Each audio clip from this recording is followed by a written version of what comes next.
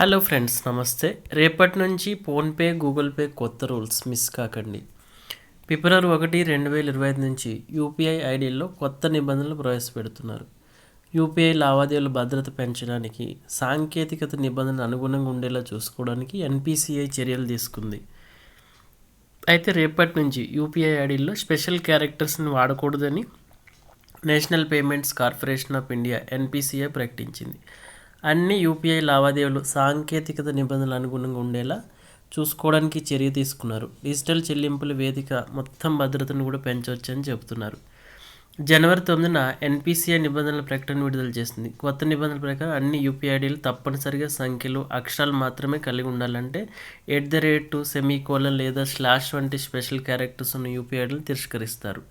చాలామంది యూపీఐ వినియోగదారులు special characters లేని ఐడీలని వాడుతున్నప్పటికీ కొంతమంది స్పెషల్ క్యారెక్టర్స్ ఉన్న ఐడీలు వాడుతున్నారు.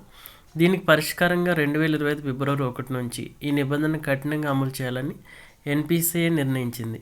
కోట్లాది మంది భారతీయులవి మార్పు కొంత ప్రభావం చూపుతుంది. స్పెషల్ క్యారెక్టర్స్ ఉన్న యూపీఐ ఐడీలతో చెల్లింపులు చేయడానికి ప్రయత్నిస్తే లావాదేవీ విఫలమవుతుంది. ఉదాహరణకు మీ ఫోన్ నెంబర్ 1234567890 అనుకుందాం. మీకు స్టేట్ బ్యాంక్ యూపీఐ ఐడి ఉంటే మీ చెల్లుబాటు అయ్యే యూపీఐ ఐడి 1234567890 @OKSBI అయి ఉండాలి. అయితే 1234567890 @OKICON SBI అయితే చెల్లదు. మరియు సెమీకోలన్ అనే 2 స్పెషల్ క్యారెక్టర్స్ ఉండదు, దాన్ని ఆమోదించరు అనమాట.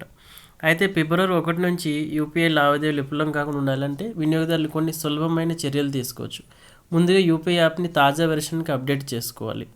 యూపీఐ యాప్ కొత్త నిబంధన అనుగుణంగా ఉందో లేదో తెలియకపోతే యాప్ కస్టమర్ సర్వీస్ని సంప్రదించవచ్చు. యాప్ స్టోర్ లేదా ప్లే స్టోర్ నుంచి డౌన్లోడ్ చేసుకోవచ్చు. అయితే ప్లే స్టోర్ నుంచి యూపీఐ యాప్స్ని డౌన్లోడ్ చేసుకునే యాప్ను మాత్రమే వాడాల్సి ఉంటుంది. అయితే యూపీఐ ఐడీలో స్పెషల్ క్యారెక్టర్ నిషేధించాలనే నిర్ణయం యూపీఐ లావాదేవీ వ్యవస్థను ప్రామాణీకరించడానికి భద్రపరచడం తీసుకున్న చర్య.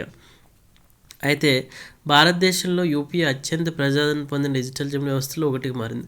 అయితే రేపటి నుంచి మాత్రం కొంత లావాదేవీల్లో కూడా కొత్త రూల్స్ వచ్చే అవకాశాలు ఎక్కువగా ఉన్నాయి.